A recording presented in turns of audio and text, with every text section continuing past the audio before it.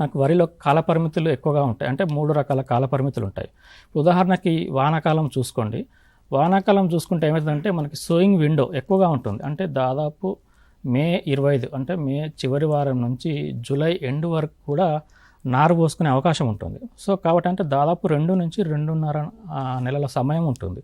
So ఈ సమయంలో ఏందంటే అంటే మనం తొందరగా నారు పోసుకోవాలనుకుంటే ఈ దీర్ఘకాలిక రకాలనే ఉంటాయి. అంటే ఇప్పుడు ఉదాహరణకు మీరు సాంబ మసూరి బీపీటీ 5204 కానివ్వండి, అదేవిధంగా సిద్ధి అనే రకము, ఇది దాదాపు 140 నుంచి 145 రోజుల పంట చేతికి వస్తుంది.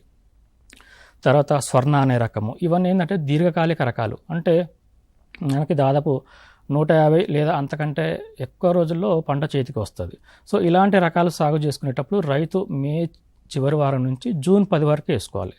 అంటే మనం అంతకంటే మించి పోకూడదు, దాని తర్వాత వేసుకోకూడదు. కొన్ని రకాలు ఏంటంటే మధ్యకాలిక రకాలను ఉంటాయి. అంటే మధ్యకాలిక రకాలంటే మనకు దాదాపు 140 లోపు, అంటే 135 నుంచి 140 రోజుల లోపు పంట చేతికి వస్తుంది. సో దీంట్లో ఉదాహరణకు చూసుకున్నట్లయితే చాలా రకాలు ఉన్నాయి. మనకి దొడ్డు గింజ రకాలు అందుబాటులో ఉన్నాయి, అదేవిధంగా సన్న గింజ రకాలు కూడా అందుబాటులో ఉన్నాయి. దీంట్లో చూసుకున్నట్లయితే విజేత అనే రకం కానివ్వండి, తర్వాత డబ్ల్యూజెల్ 32-100 అనే రకం కానివ్వండి, లేకుంటే పొలాసా ప్రభ అనే రకము, జేజెల్ 3855, జగిత్యాల మసూరి, కృష్ణ, ఇలా చాలా రకాలుగా అందుబాటులో ఉన్నాయి.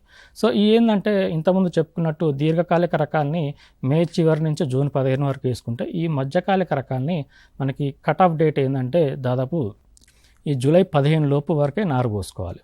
సో ఇవి మధ్యకాలిక రకాలు. ఇవి కాకుండా మనకి స్వల్పకాలిక రకాలు కూడా ఉంటాయి. అంటే ఏవైతే మనకి 130 రోజుల లోపు పంట చేతికి వస్తుందో వాటిని, అంటే 120 నుంచి 130 రోజులు లేదా మనకి 115 రోజుల్లో పంట చేతికి వస్తుందో వీటిని స్వల్పకాలిక రకాలు అంటాం. సో వీటికి కొంచెం మనకు వెలుసుబాటు ఎక్కువగా ఉంటుంది. అంటే మనం ఇంకా కొంచెం లేటుగా వేసుకున్నా మనకు నడుస్తుంది అన్నట్టు.